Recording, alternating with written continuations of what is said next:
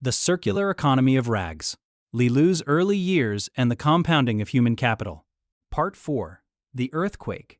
July 28, 1976. Tangshan, a city of over 1 million people, was the industrial heart of Hebei province. At 3:42 a.m., a magnitude 7.6 earthquake struck directly under the city.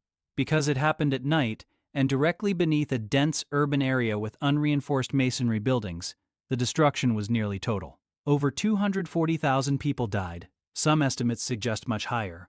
Politically, this happened in the Year of the Dragon, a year of immense instability. Premier Zhou Enlai had died in January. Mao was dying. The Gang of Four was wrestling for control. The government's response was slow and shrouded in secrecy. They initially refused international aid, citing self-reliance. Let's start with Chapter 4. After the incident with Fatty, I went to live with my parents. Our room was small and dark. My father worked very hard, often until midnight. My mother, though she worked at the commune, came back once every 2 weeks to do the housework. Our family was very poor.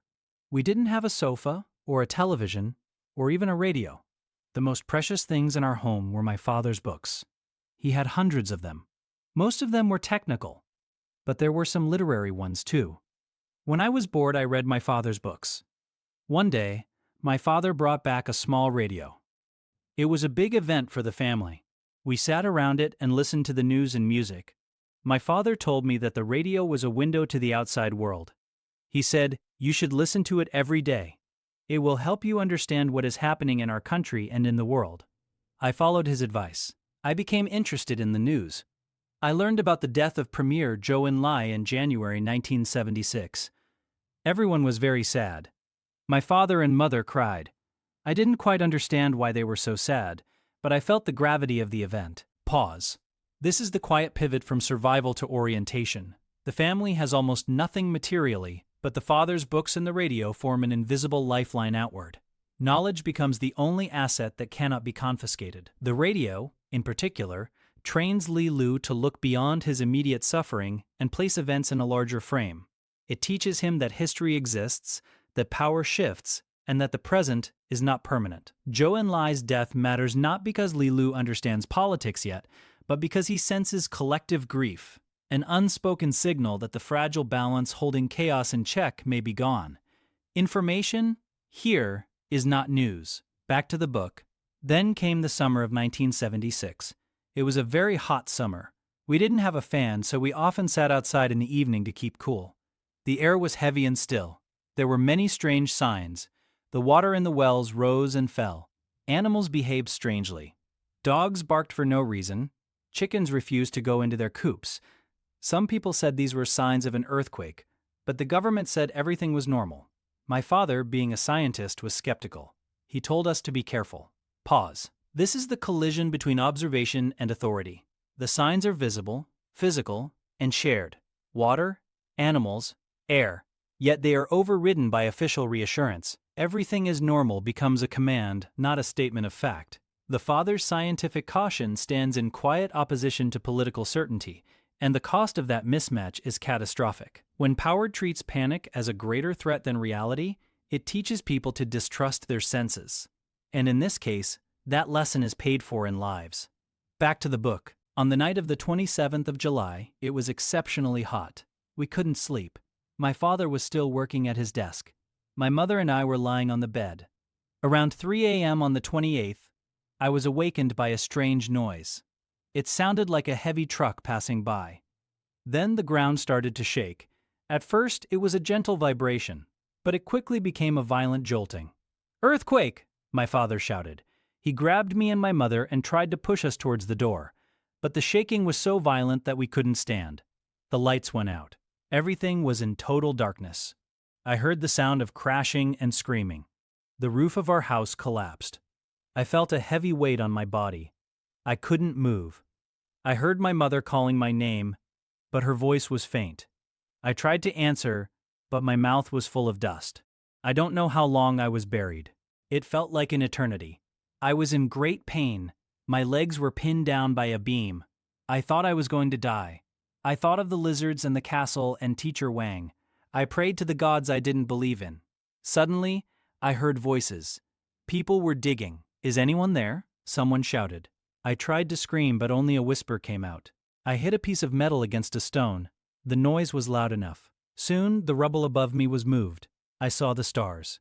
It was still night. Several men pulled me out. My legs were bleeding, but I was alive. "Where are my parents?" I asked. The men didn't answer. They were busy digging for others. I looked around. Our house was a pile of ruins. All the houses in the street were gone. Tangshan, the city I knew, had disappeared. In its place was a landscape of rubble and dust. I found my mother first. She was trapped under a piece of wall, but she was not seriously hurt. We both started to dig for my father. We called his name again and again. Finally, we heard a faint response. We dug frantically with our bare hands. After hours of work, we found him. He was badly injured. His back was broken. We pulled him out and laid him on the ground.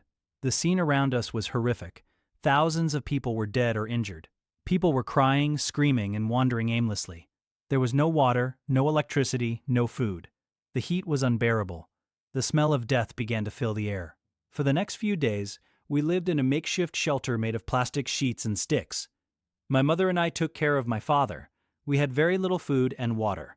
The government sent in the army to help, but the scale of the disaster was so great that it took time for help to reach everyone. Pause. This is the moment when all abstractions, politics, ideology, hierarchy, are obliterated by physics. The state that monitored speech, controlled marriage, and dictated daily life vanishes in seconds, replaced by rubble and silence. Survival reduces to breath, sound, and touch. Tapping metal, whispering into darkness, digging with bare hands. What saves Li Lu is not authority or planning, but human response and chance. The earthquake exposes the final truth of the system he grew up under. It was omnipresent only when enforcing control, and largely absent when protection actually mattered. In the ruins, power dissolves, and what remains is fragility, improvisation, and the thin thread of people helping each other because nothing else exists. Back to the book. The Tangshan earthquake was one of the deadliest in history. More than 240,000 people died. It was a turning point in my life. I saw the fragility of life and the resilience of the human spirit.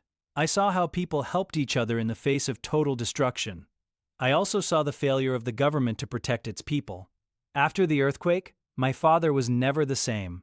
He was paralyzed from the waist down. He spent the rest of his life in a wheelchair.